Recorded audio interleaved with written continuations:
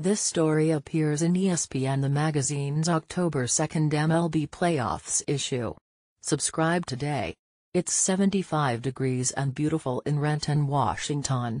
The sky is clear and blue. When new Seahawks running back Eddie Lacy climbs out of his Corvette and waves to me in a park near his condo, I notice he's brought a towel. It's a small towel, tan and about the size of a dish rag. We find an empty bench, near the playground, and take a seat. As Lacy speaks in an affable baritone, he holds the towel gently in his thick hands, occasionally massaging it like he wants assurance it's still there. Eventually he explains that he gets nervous when he does interviews, and he sweats when he gets nervous. So he came prepared today. Lacy had to think long and hard before agreeing to meet up and talk like this. There is a good chance, each of us concedes, that this interview will just give his trolls a fresh batch of ammunition.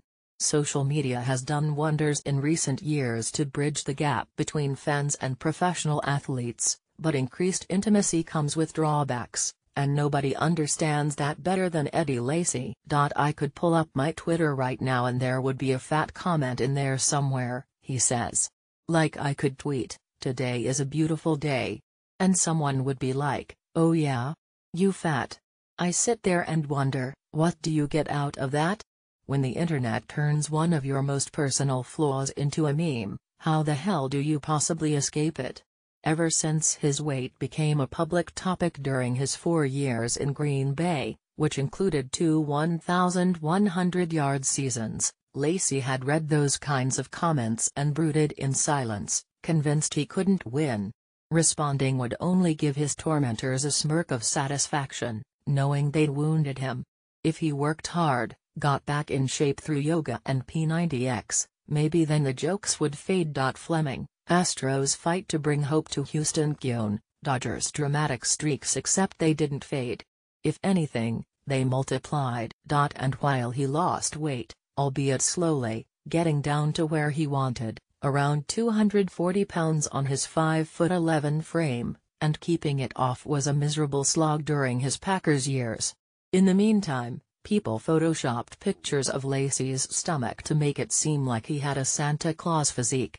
Someone searched through his Twitter account and noticed that back in college he had an affinity for Chinese food, and he loved tweeting about it. They screenshotted every tweet and made a collage that quickly went viral. "I always called it China food," Lacy, 27, says with a grin. "There is no way around it. I love sesame chicken and shrimp fried rice so much. It's awesome."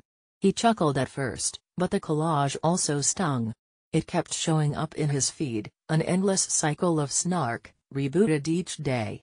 "It sucks," Lacy says. "It definitely sent me into a funk. I wish I could understand what they get out of it."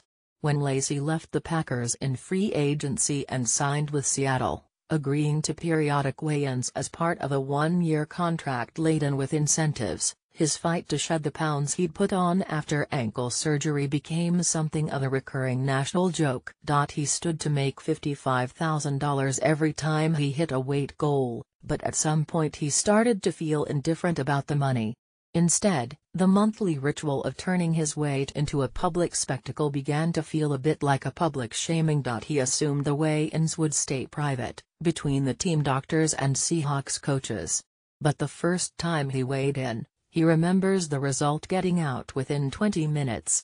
Even his agency tweeted it out when he passed the first 2 weigh-ins, despite the fact that its client was hardly thrilled to share the news. "I hate that it has to be public," Lacy says. "Because it's like, if you don't make it, what happens? Clearly you don't get the money, but whatever. I don't really care about that. It's just more the negative things that are going to come." It's uncomfortable for Lacy to delve into all this, to put his struggle into any kind of context that feels relatable.